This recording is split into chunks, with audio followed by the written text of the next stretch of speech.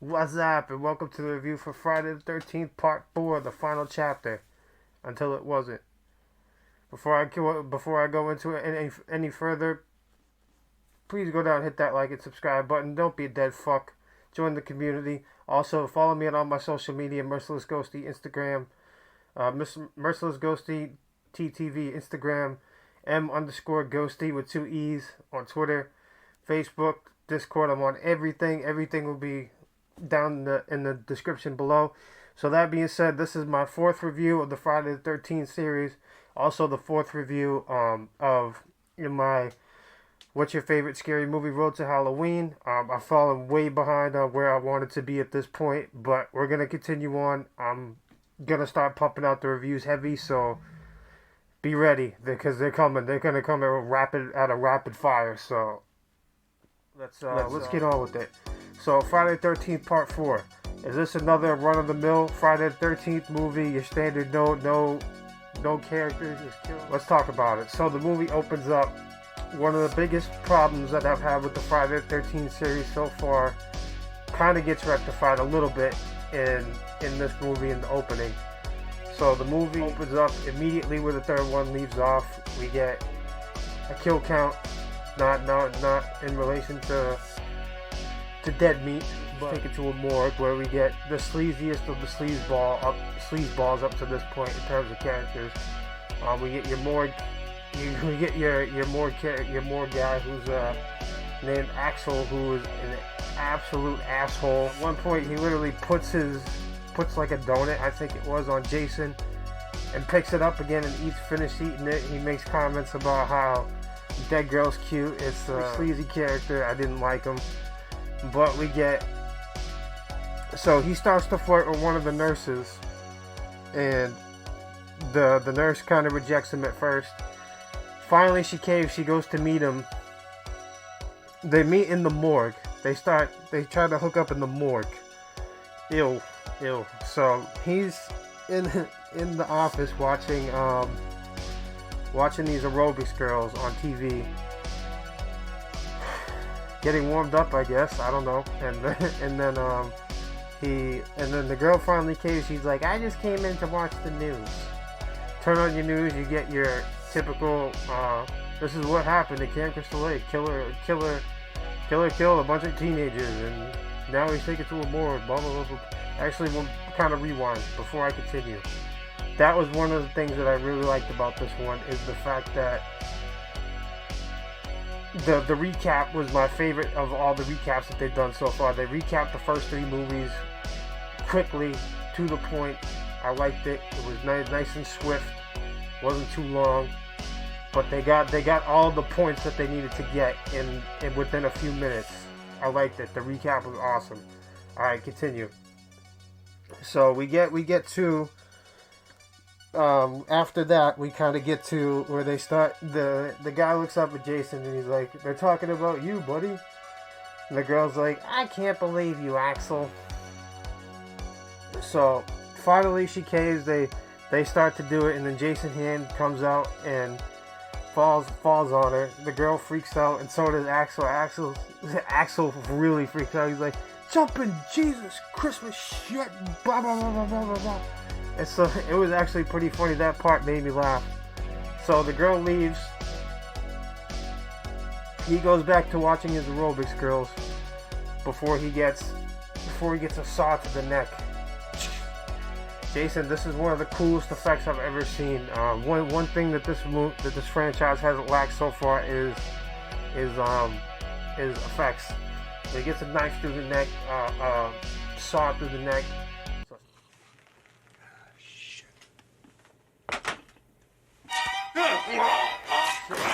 Sick effect, and then he gets his head. Alright, so he's done. And then we get the nurse. So boom, there you go. There's your opening, Friday the 13th, Part 4. Now we're introduced to your cannon fodder characters, the kids with no personality. Well, I won't say no personality, but no development. You know why they're there. They're just there to be killed. So a couple of nude scenes here and there and kills. That's why they're there. So we get introduced to them. A lot of them are your pretty standard, not interesting Friday the 13th characters, but the main two, Jimmy, I can't remember the actor's name, but he's actually a decently well-known actor. Him and his friend Ted. So you got your typical cool guy, your wannabe cool guy, and you get your nerd. They set these two up. We get to they're on their way to the camp, and on the way to the camp they see a hitchhiker because she's just there eating banana. She doesn't get any speaking time, but she gets a knife through the neck. Boom, she's done. They act like they're gonna pick her up, but they end up screwing her, and they say no. She flips him off, says fuck you, and it says fuck you, and she flips him off. Boom, she ends up dead.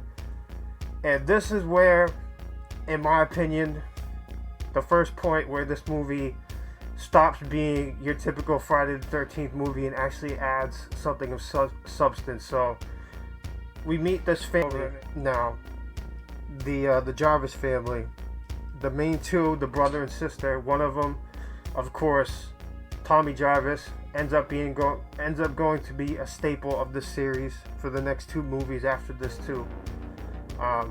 Is played by Corey Feldman, who we all know. Corey Feldman. He went on to be a child superstar in this era, and this is one of his first movies. He went on to do Stand By Me, The Goonies, Lost Boys, just banger after banger after banger after banger. And this was one of his first roles, so it's always cool to see him. He was great in the role. He's your typical kind of nerdy kid. It makes these masks are really impressive. I don't know if I necessarily buy the fact that a 12-year-old has the capability to make these, but nonetheless, he's still a really good character. And his sister Trish, also a really good character. So the kids move in. You get your teenagers, they move in. The Jarvis family already lives out in the woods. The kids rent the place next door. Trish and Tommy go out and meet them all. And afterwards you get your typical nude scene. And they happen to be right in front of Tommy's window, and Tommy can see across the way, and he acts the way you would expect a kid in this situation to act. He's going crazy, like going nuts. And then his mom comes in. He fakes falls asleep. Mom sees. She shuts the blinds on him. Now we continue on, and now we're introduced to another new character who we find out later. I forget the dude's name. Why I'm spacing on this dude's name right now. He is the brother of one of the girls who died in the previous movie. Tommy and Trish's car break down, so Tommy can't fix it. He tries to, he can't fix it. So this guy comes and fixes the car for them. They go back to the camp. Eventually they go back to the camp. They go down to the lake. There's a whole lot of skinny dipping going on, and Tommy sees it, and he's like, oh, can't I just? And then Trish is pulling him away. It's pretty funny. We're also introduced to another great character, Gordon the dog. We'll talk about him a little later too. So now see your typical meandering through the second act in the Friday the 13th movie. We get one of the most hilarious, funny dance scenes from the kid Jimmy, who's your kind of typical nerd character. We get a hilarious, funny dance scene from him. And one thing I like about this movie that kind of subverts expectations is the fact that your supposed cool guy doesn't get the girl. So we get introduced to these twins kind of fairly early on, and they kind of join the rest of the group, and one of them ends up hooking up with hooking up with the nerdy guy. And throughout the movie, there's a running joke that Ted keeps calling Jimmy a dead fuck, which means he's lame in bed. He sucks in bed, and it just runs throughout the whole movie. They kind of overuse it slightly. It says you're a dead fuck. But it was funny nonetheless. Slightly overused, but still funny. So we get that. We get your main guy who has his girlfriend, one of the main guys of the group, Paul. Paul's his name. I think his name Paul. Was it Paul? Wasn't Paul part 2? I'm not sure. All these characters that for the most part are pretty forgettable. So we get those two. We get your he starts to hook up with one of the twins, the other twin. He starts to feel bad for it. His girlfriend goes skinny dipping. And then Jason kills her. Jason comes up through the water, impales this little rubber raft right through the chest. He goes in and looks for her, and then this is where this movie again, where another scene that makes the movie kind of stand out in my opinion is the fact that this scene is actually tense. I like the way the scene is shot, the way the lighting is. A lot of the Friday the 13th movies up to this point, they're literally just running around black. You can't see anything. I really like the lighting. Looks like they actually put some money into the budget for this one. They tried to make the best movie they could, and some of the scenes are actually intense. I actually feel tense throughout some of the scenes in the movie, and that's something I really haven't been able to say about the Friday the 13th, the other Friday the 13th movies up to this point. So now we start to get into the third act. The nerd guy gets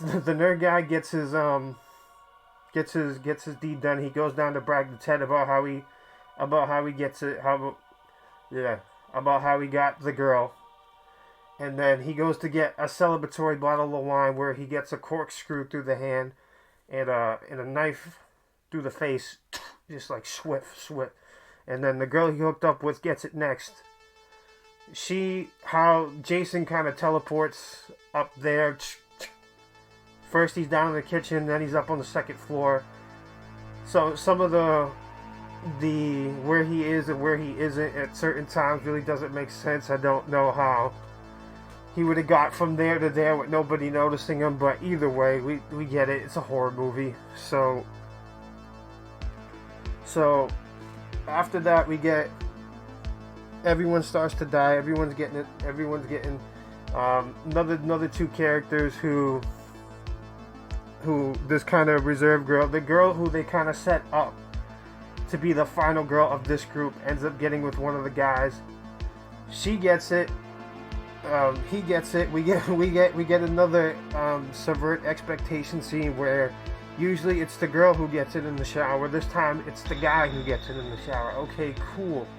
We're switching it up a little bit. We're not just going template. We're switching it up, and that's what I appreciate this movie for. This movie tried to do something different, and it was cool. I liked it. So now the brother is out in the woods. He's kind of Jason stumbles into his camp. Kind of breaks his gun, so now he's got no gun. They kind of find him. Now the Trish goes out and finds him. And Tommy's left at the house by himself. They start going back. They go back to find him, to get him, and they tell him to stay in the house by himself. Again, after they ran all the way, the whole point of them going to the house was to get Tommy. They go there, they say he's okay, and then they leave him again. Okay. So they go over to warn the kids what's going on. As soon as they get to the front door, immediately there's problems. The door has an axe through it, so they know he's been there.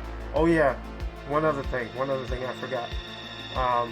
Ted gets another one of my favorite kills. So he tries to flirt with all the girls throughout the movie. He gets nowhere.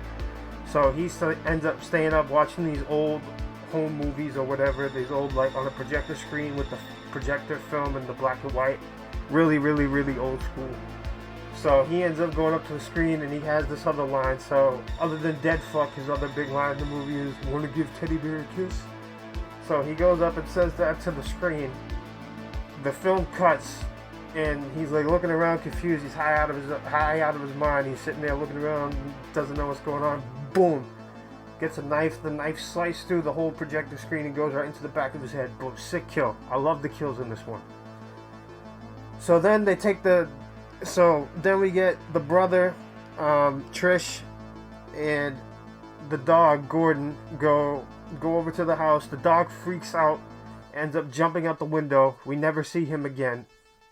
Then they go down into the basement. The brother of the girl who got killed in one of the previous movies goes into the basement, and Jason kills him like instantly. The dude doesn't put up any sort of fight. He just, he's killing me. He's killing me.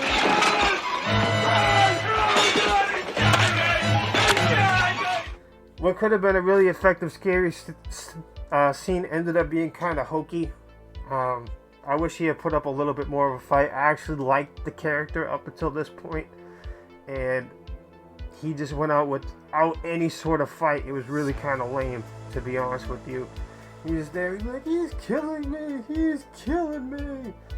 I actually kind of laughed. It actually ended up being kind of funny at one point. So then we get the end. So Trish goes back to the house. Tommy's there by himself. So we get Tommy and Trish end up fighting Jason. Tommy shaves his head to make himself look like Jason. Asks Trish ends up slicing Jason's hand with a machete, so his hand split like this. Sick effect. It's got to be like a mechanical hand, but his hand is split like this, and he just sits there and kind of looks at it, and there's blood coming out. It was a sick effect. And then Jason's about to kill Trish, and then Tommy runs up, and ends up just pelting Jason with a machete. He's like, Jason, don't you remember? And then Jason ends up getting, and Trish ends up getting him. He falls and pales his face on the machete. Like, eventually he starts to move, and Tommy just picks up the machete and just wails him, just die. He just wails him. It's, oh my god, it was pretty gruesome. It was sick. So after that, they're in the hospital. Trish wants to see him. One thing that I don't know what happened to is the mom. So there's a scene kind of transitioning into the third act where the mom finds one of the twins dead. One of the twins leaves. The other twin leaves after the sister is hooking up with the nerdy guy, Jimmy. She leaves, the mom finds her. The mom's like, and then we just never see her again. She was never found. Like, there's no explanation on what happened to the mom whatsoever. But I guess that means she's dead. So then we go back. So we're at the hospital now, and Tommy wants to see, Trish wants to see Tommy. Tommy comes in, he's got the bald head, and then he kind of gives this weird look at the screen where you think like, oh my god, he might be the next Jason, and that's how the movie ends. Overall, pretty standard Friday the 13th movie, but there are a couple more redeeming qualities about this one, namely number one, Trish and Tommy and the whole family, the whole Jarvis family, given some characters that you could actually invest in and care about. And then number two is the actual tensity of some of the scenes. There's a handful of scenes that are really tense and really cool. That's what makes this one stand out so far. So I'm gonna give this one a 3.5 out of 5. And I would say that so far this has been my favorite Friday the 13th movie. Comment below and let me know your favorite. Is this your favorite? Is this your least favorite? I know that typically this is in like the top 3 of everyone's favorite Friday the 13th movies. But comment below and let me know. Stay tuned. Part 5 coming soon. I'll see you guys soon. Peace. I'm out of here.